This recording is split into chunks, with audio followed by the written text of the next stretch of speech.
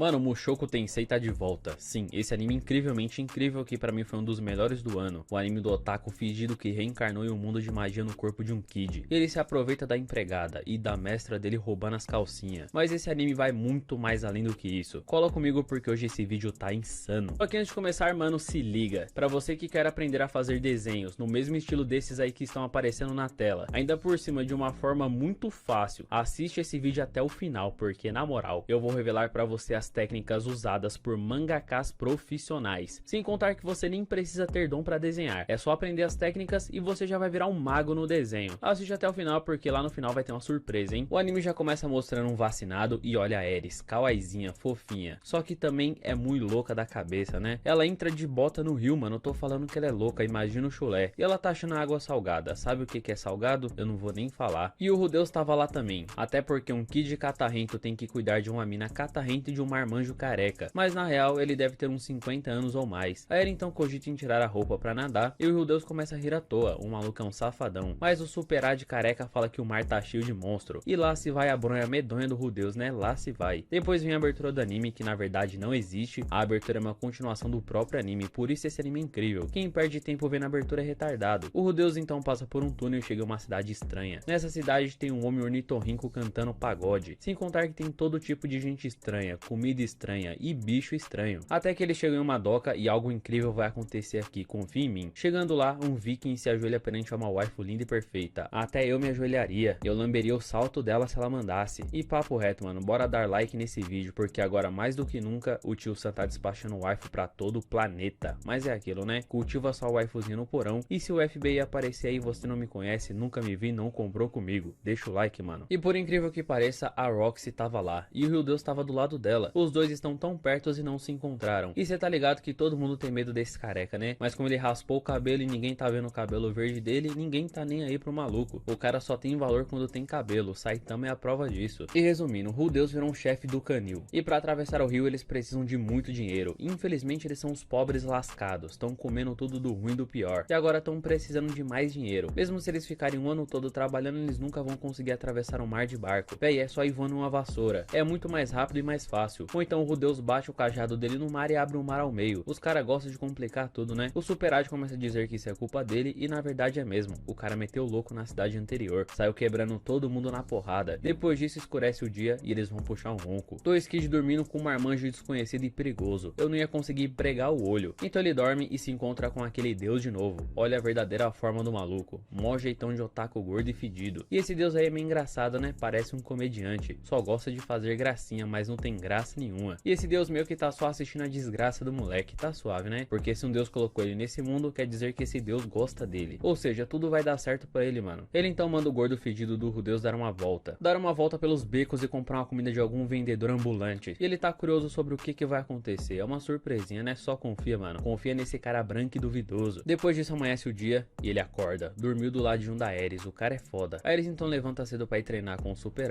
e meio que ela tá fortinha, né? Vários golpes de capoeira insano. Só que o Super é o boss mais foda desse anime. Ela já vai pra cima com a intenção de comer ele na peixeira, mas sem sucesso, né, meu parceiro? Sem sucesso mesmo. E ele só vê a Roxy escondida atrás de umas pedras. Pegou no flagra, meu parceiro. Eu não sei o que tá acontecendo, mas algo de estranho tá acontecendo. E a Ares só acertou um golpe nele por causa de um momento de distração. Ela fica pulando igual uma energúmena, enquanto o Rudeus comprou umas comidas esquisitas e um beco muito esquisito. Esse beco chega a ser mais esquisito que o próprio beco diagonal. E ele tá rindo à toa, porque ele sabe que algo bom tá pra acontecer. Ele passa pelo povo da Roxy e para em um lugar onde tem alguém gemendo muito alto. Algo muito bom tá acontecendo em alguma dessas casas. Olha a cara de pervertido do moleque. E a Roxy passa por ele e não vê ele. Como assim, mano? Acaba que um porco fala que uma garota fede. Se um porco tá falando isso é porque ela deve estar muito podre. E essa mina tem muito mais do que 300 anos. Tá cheio de mosquito em volta, meu irmão. Já deve estar morta. O Rudeus então decide que vai dar um rango pra ela. Ela acaba devorando todo o rango que ele comprou. E a mina fica super saiyajin do nada. Do nada ela dá uma pirueta por cima do Rudeus, meu irmão. Cê é louco, pique da Anne dos Santos. E só esse pouquinho de comida que ela comeu é o suficiente pra sustentar ela por um ano. Ela perguntou qual que é o nome desse trombadinha e ele fala que é Rudeus. E mano, olha essa waifuzinha. É muito kawaii, né? É uma pena que não toma banho, mas é como diz o ditado, lavou tá novo, sei de nada. Ela fala que é a grande imperadora do mundo demônio. E se ela é tão foda assim, por que raios ela tava passando fome? A mina tá cheia de mosca, meu irmão. Ele só se ajoelha perante a ela e ela fica se achando periculosa. Hehehe, boy. Ela é foda demais, né? O Rudeus já tá ligado que tudo isso foi planejado por aquele deus. Do nada, nada, ela olha pra ele e gira uma roleta nos olhos dela. E ela acha ele nojento. Provavelmente ela conseguiu ver o eu interior dele. Aquele eu interior que é um gordo, otaku, fedido e ainda por cima bronheiro. Agora ela deve a vida pra ele, só porque ele deu uma comidinha pra ela. Então ela decide que vai conceder um desejo. Ele pede várias riquezas, mas ele é idiota, não tá vendo que ela é uma mendiga? Ele pede então metade do mundo, mas ela não conquistou nada desse mundo, é uma mendiga, mano. Então ele pede o corpo dela. Eu pediria a mesma coisa, hehehehe boy. Por isso eu gosto do Rudeus. Ela começa a tirar aquilo que você tá ligado, que eu tô ligado, mas opa, ela já tem um noivo nessa reencarnação. Sem contar que ela tá cheia de mosquito, né, mano? Então ele vai pedir o quê, já que ela não tem nada? Ela então propõe dar um olho de demônio pra ele, simplesmente isso. É um presente meio meia boca, né? Ele pergunta qual que é o tipo de olho que ela vai dar pra ele. Meu irmão, ela enfia o dedo no olho dele. E isso deve ter doído pra caramba. Ele fica se debatendo todo, se estribuchando. O moleque ficou com o olho roxo, mas agora o olho dele tá meio que em 3D. Ele olha pra ela e percebe que algo de errado não está certo. Ele consegue ver alguns segundos no futuro, isso é incrível. Esse é o olho da previsão, que faz ele enxergar em 3D. Ele vai caminhando pelos becos da cidade de novo, e um cara se esbarra nele e ameaça quebrar ele no tapa. Mano, ele olha pro cara e percebe algo estranho. Ele dá um ataque e manda o cara longe, mas isso foi pra evitar que caísse um vaso na cabeça dele. Tá atirando o moleque é só porque ele é um kid catarrento, o cara é overpower, meu irmão. E o Superad meio que conhece essa mina aí. Ela é uma demônia que esconde 12 olhos de demônio no corpo. Ela pode ver através de qualquer coisa. Meu irmão, eu achei sensacional esses poderes aí. Agora o Rudeus tá mais overpower do que nunca e vai fazer ainda mais as minas mijar um guaraná. Até a Ares tá querendo encontrar a demonia também. Todo mundo quer ganhar um olho de demônio, né, mano? Depois disso, o Rudeus vai treinar com a Ares pra dar uma treinada, pra ver se o olho dele tá funfando mesmo. Os dois ficam se encarando igual filme de faroeste e a Ares se garante na porrada, bora ver. Ela vai pra cima dele e ele consegue ver tudo que ela vai fazer. Nessa hora ele desvia de novo e manda o pau dela pra longe. Ele percebe que ela vai jogar areia no olho dele. Ele se defende e pula por cima dela e manda ela pro chão que nem bosta. Depois só dá aquela imobilizada de macho alfa, para ele entender quem é que manda. O Superad então aparta a briga e ela decide dar uma de humilde, sendo que ela não é. E o Rudeus também consegue ver tudo. Ela dá um soco nele e ele só se esquiva e dá um mata-leão. Ela começa a chorar e fica brabinha, coitadinha, né? Só porque o Rudeus é mais poderoso. Até o Superad acha ele incrível. E fala que tinha um guerreiro da tribo dele que também tinha esses olhos, mas ele virou presunto. O Rudeus acha que pode vencer o Superad, então tenta. Depois disso ele fica todo degolado, todo arrebentado. Tem que comer muito feijão ainda pra derrotar o boss do anime. E a Ares estava toda depressiva, chorando e resmungando. Só porque ela não ganhou um olho de demônio. Inveja é fogo, né, mano? Mas veja pelo lado bom, você pode ser a mulher do cara que tem um olho de demônio. O Rudeus então pede desculpa por motivo nenhum. Eles vão dormir de novo. Os dois dormem juntinhos. Tenho certeza que o Rudeus se aproveita na madrugada. Esse cara não vale R$1, mano. Quem conhece sabe. Ele então se levanta na madrugada e tenta sair pra vender o seu cajado pra gastar tudo com pedra. Mas o Superad já dá logo um bloco nele. Sim, mano, ele tá ligado que o Rudeus tá tentando vender o cajado. Na real, ele tá tentando vender pra comprar passagem pra atravessar o rio. Só que papo reto, esse cajado aí é caro demais e ainda foi um presente, né? Se fizer isso, significa que ele é um tremendo de um retardado. É só encantar umas vassouras e voando, eu já falei. Mas os magos desse anime não pensa. E o Superad tá ficando brabo, véi. O Rudeus tá querendo vender é tudo. Tá querendo vender até o colar dele. Esse cara se estressa fácil. E outra coisa, meu irmão, não dá pra confiar nele não, porque ele perde a linha rápido pra degolar um é daqui pra ali. E é claro que o Superad não vai deixar ele sair vendendo tudo. Daqui a pouco ele vai tá vendendo um rim de alguém. Pra começo de conversa, os caras nem sabem onde tá, nem sabem pra onde ir. Se o Rudeus estiver tentando voltar pra casa, pode tirar o cavalinho da chuva. Mas ele tá motivado a vender o cajado pra pagar a viagem. Mano, se ele abrir a boca mais uma vez, eu tô vendo esse Superad enfincar uma lança nele. O cara realmente tá nervoso. O esquema é geral arrumar um emprego, né? Simplesmente isso. Bora trabalhar um pouquinho, né, mano? Os caras só querem saber de farra. Então meio que o Superad consegue convencer o Rudeus a não vender o cajado pra comprar pedra de crack. Esse é o fim da conversa. Se reclamar, vai tomar uma surra. Vai tomar uma sova. Só que nessa hora o Superad já sente uma presença maligna. Logo aquele cara que o Rudeus salvou de tomar uma jarrada na cabeça. Ainda bem que era uma jarrada e não uma jorrada, né? Acho que uma jorrada seria impossível de se esquivar. Ele se apresenta lá e eu não acho que esse cara seja muito confiável. O episódio então acaba e eu decreto